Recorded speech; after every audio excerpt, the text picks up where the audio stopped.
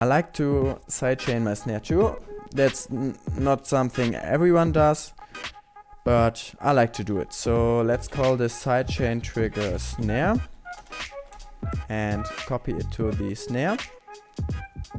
Make it the same thing. Copy the external instrument and pull this to the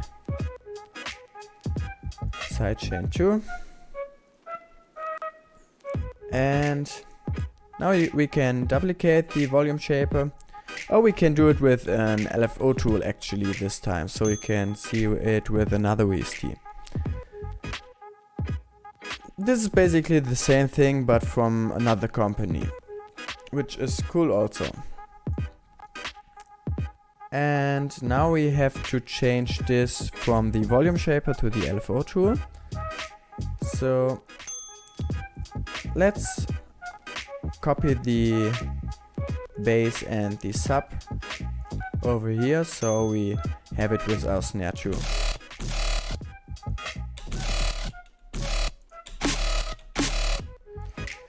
So right now the curve is a bit strange. We're gonna turn on the node retriggers, so it retriggers every time the MIDI hits, and we double click it and then we get this envelope mode, which is the same thing as the one-shot mode in VolumeShaper. Now you can see every time the MIDI hits, the envelope restarts. So we're gonna do basically the same thing as in VolumeShaper.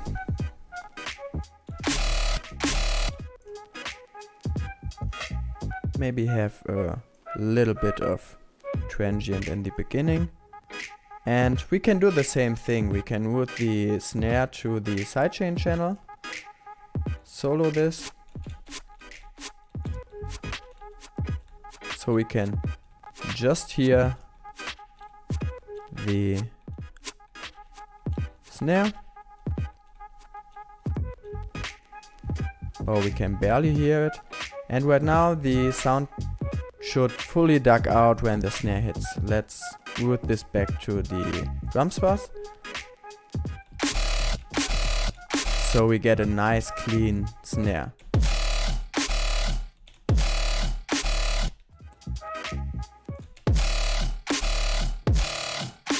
Rhythm. You can do the same thing here with the frequency split. So if we activate this, we can turn the frequency down here. So right now everything under 200 Hz gets sidechained. For the snare, it probably makes sense to have duck out the high values only. So let's put this to a high pass and maybe turn it to around 200.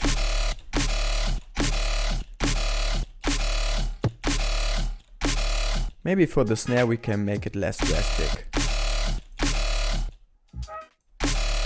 So, finished.